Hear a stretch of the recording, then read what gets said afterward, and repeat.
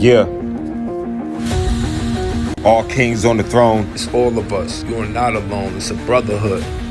What do you define as a brother? When we're down, we help lift up each other. Camaraderie is rare like no other. Real men raising a win makes us tougher. Together, The brotherhood. The brotherhood. HS Brotherhood.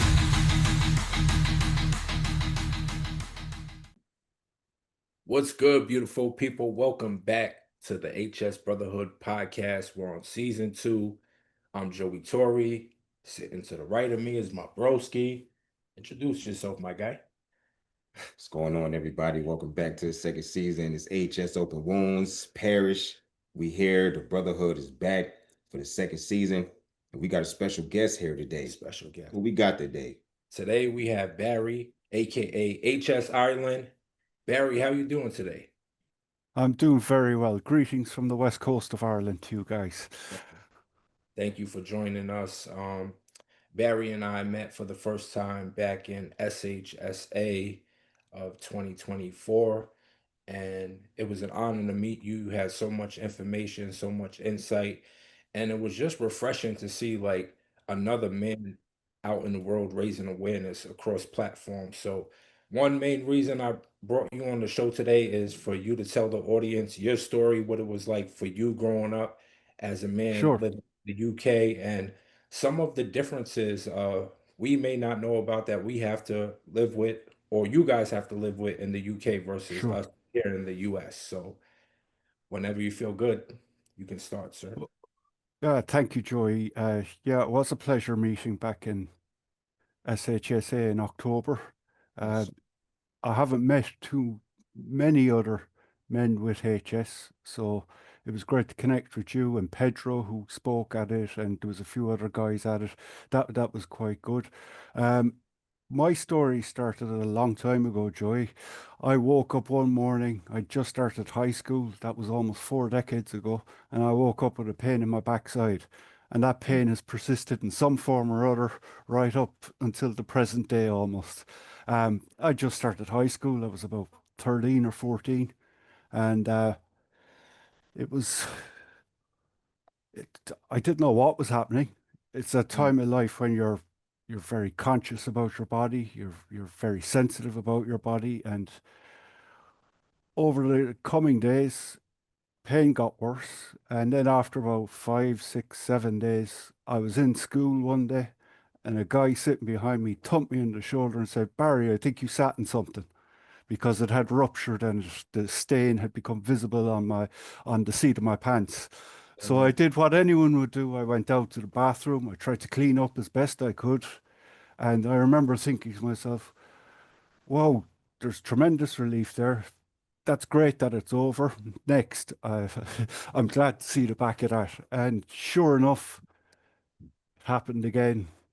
Week or two later, a couple of weeks later. I don't remember. It was such a long time ago, but it happened again. And then it happened again and again and again. Um, I didn't tell anyone. I was afraid. I was embarrassed. I was ashamed, particularly at that age. And because this was happening, my underwear used to be stained quite a lot with pus and blood, etc. So I used to take to washing this myself before putting it into the laundry basket. That for as long as I could. I was afraid of my life of telling anyone. And one day my mother discovered this and asked to have a chat with me. And that was the beginning of entering healthcare because she encouraged me to go and see the family doctor. First time it happened, and actually my mum having that chat with my mum. Uh, I was, as I just started high school, I used to take part in a lot of sports, etc. But over time, when the HS started happening, I started withdrawing from all of that. You didn't want to have to explain to people in a locker room or whatever what was happening, the scarring that was beginning to happen, all these red lesions that were popping up. And so I withdrew from all of that, which is not a good thing in hindsight. Young boys need to be active and burn off that excess energy and all of that. So that was happening in the background. We went to our family doctor, and I showed him what was happening, and I'll never forget the first question he asked me was how long I'd been having sex with other boys and men. Now, Uh, this was a long time ago, and we've all learned a lot since Yeah. then. Damn. But I still hear stories like that today. There was a woman in our group who's 45 who was told when she started as a teenager that she had a sexually transmitted infection. She wasn't sexually active at the time, and Mm. she has never gone back to a doctor since. And she just joined our group recently, and everyone's encouraging her. And here she is, what, 30 years later, and she was afraid to go back to the doctor. Fortunately, such things are rare, but they still do happen. And the day it happened to me, I ran out of that doctor's office and said, I'm not going back. I'm not going back. And 6 months later, pain drove me back, but I went back to another family doctor who was a lot better and a lot more sensitive. That was my first experience with it all. That was an horrendous time. A lot going on in your life. You know, you started high school, new friends, new things happening, lots of changes in your body, and then this happens on top of it to complicate everything. So what that led to was I was referred straight for surgery because it was so bad. I was having difficulty walking, moving, etc. And the first surgery I had was a terrible experience. No one explained to me what they were actually going to do. And I woke up with these big lumps of flesh cut out of my backside. And Mm. I thought it was some type of sick joke, except that was me. Mm. And that was an horrendous experience. The surgery was tough, but the aftercare afterwards, getting the dressings changed. And again, I was okay. about 14 or 15, and you don't want strangers looking at your backside. Yeah, yeah, at that age. Wow. That was a powerful story, Barry. I have so many questions. Um, so when you originally went to the first doctor that misdiagnosed you with an STD, correct? Well, he didn't actually misdiagnose me. He asked me, was I having sex with other boys and men? And I think it ended pretty quickly before I got any diagnosis because I left straight away. I ran out the door too embarrassed. The With the next doctor misdiagnosed me with pilonidal sinus. Okay, so when you went to the second doctor, did they give Mhm. you a proper diagnosis of HS? No, no, the diagnosis didn't come until 18 years after the first time Mm. it all happened. So Now, my in addition to Ireland, I lived in the UK and I lived in Holland, and I accessed healthcare in all those places over that 20 years. And I saw many different doctors, got about 3 or 4 different diagnoses before coming back to, I'd moved to another city in Ireland 18 years after it all started. And I walked into an office and a guy diagnosed me in under 2 minutes. wow, So it took me almost 20 years to meet the right person, and he could do it in under 2 minutes. When I was describing my symptoms, he was right. started writing on a piece of paper, asked to have a quick look, and said, "This is what I think you have," and handed me the piece of paper. And on that was written hidradenitis suppurativa. Mm. Wow.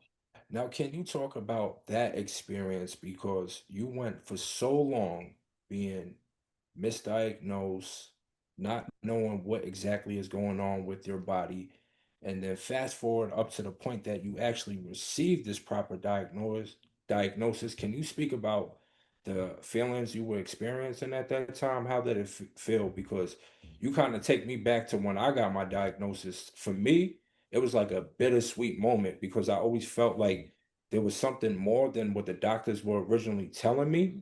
And now I finally got this diagnosis of HS, and it was like, kind of told you so, Joe. And so that's what it felt like for me. And I'm just curious to know, like, what it felt like for you when you received the news that you have HS. Well, I was completely lost for that 18 years. I felt like I was just baffled. But at that moment, I felt very similar to you, as in, oh, thankfully I've got a name for this. Right. Mm. And I walked out that door thinking, I've got that name and I have that piece of paper still to this day. And the Right. doctor encouraged me. He said, go and look it up online and find out what you can. And There was tremendous joy at finally getting a proper name for it after being told it was three or four or five different things. But then when I went online, this was 2006. It was June 2006, and I went online and I saw no treatments, no Mm, clinical trials, very little happening, and it was a very bleak landscape. So I went from the high of getting a diagnosis to the low of saying, what the hell is happening here in a very short space of time?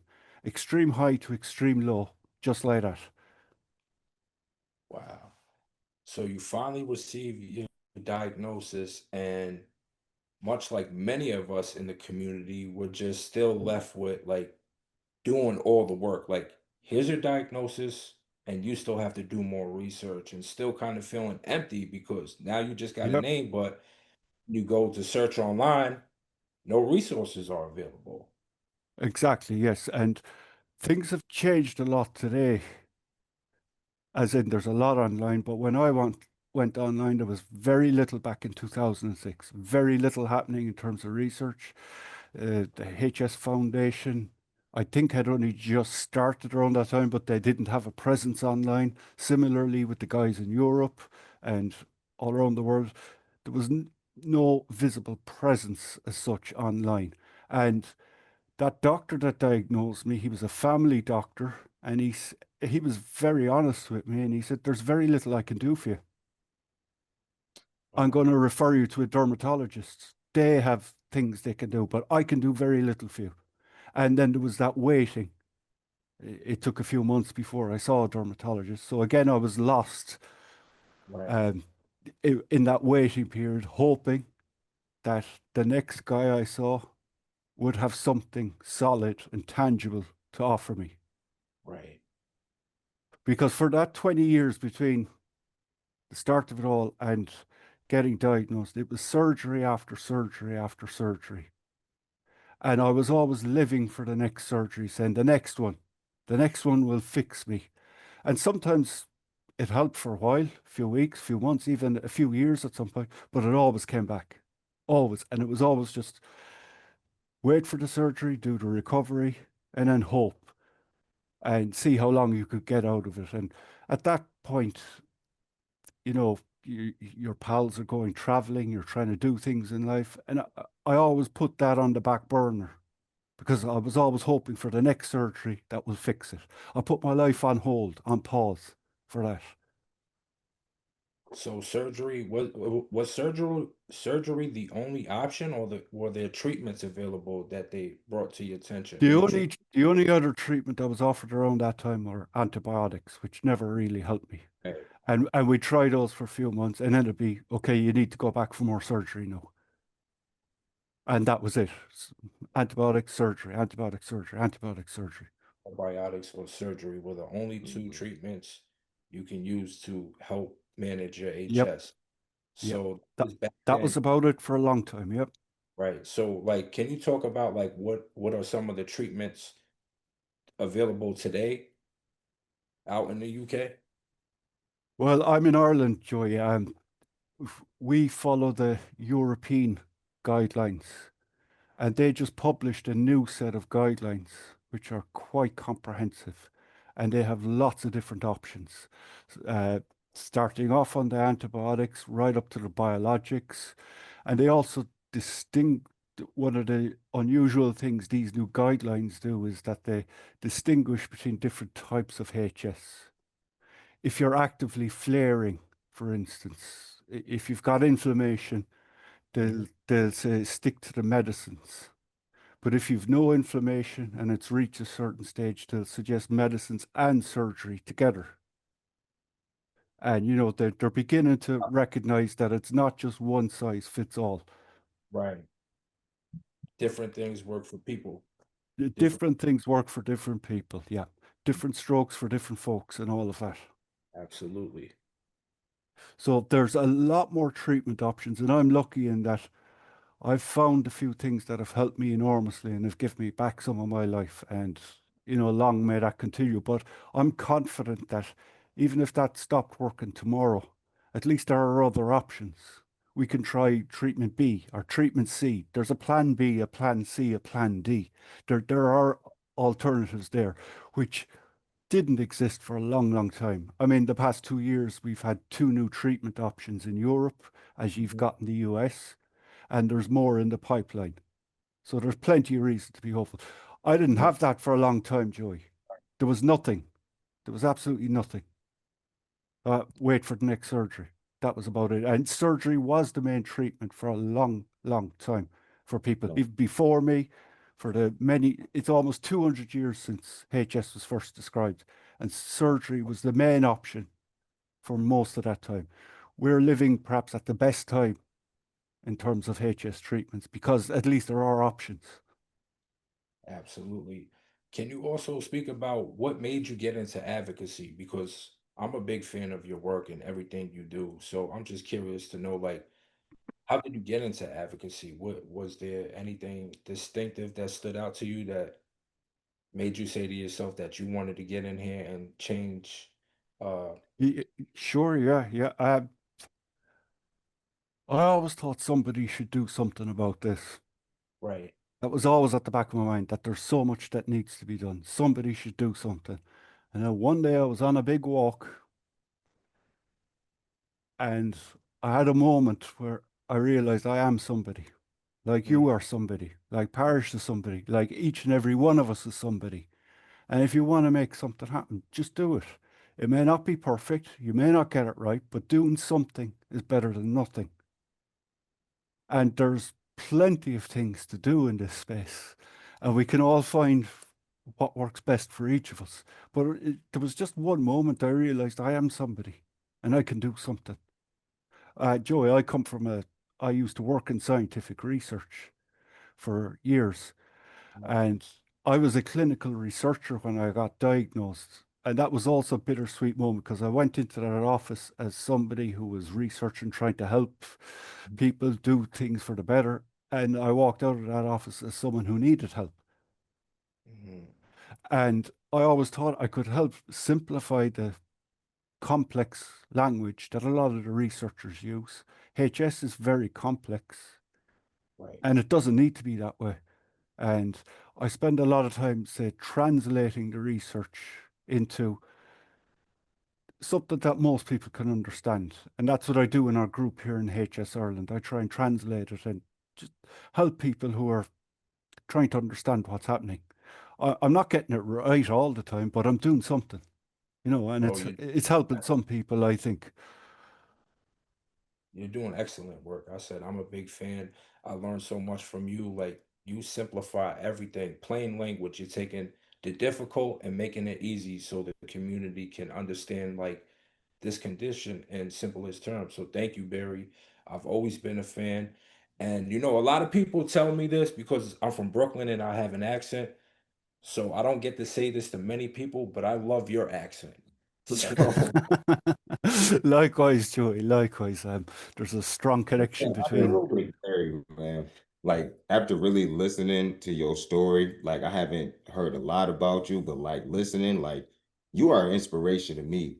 Like you really like a veteran, and like it took you all those years just to get diagnosed and like having all of those surgeries, because I was like that too. So like just Mhm. hearing like how you got there and where you at now is like as a man with HS, it's inspirational to me, and I know it's going to be inspirational to other men out here, that's going through the same thing because the treatments that was back then, like you said, '06, like I got diagnosed in '08, so I already know like Mhm. that time it really wasn't a lot of options, and like surgery was only it, and then a couple of antibiotics. So just to see where HS is at now and all the stuff that you're doing is great, and I just want to say thank you. Well, those are very kind words, and let me return the compliment. I'm a big fan of what you guys are doing, particularly the past few months.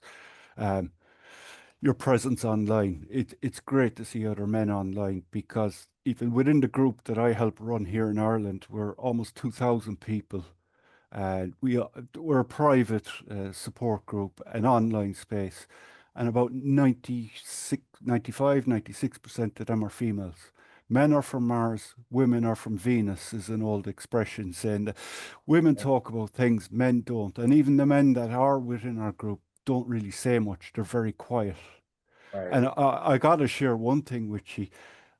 A lot of women in the group, our group, don't actually have HS.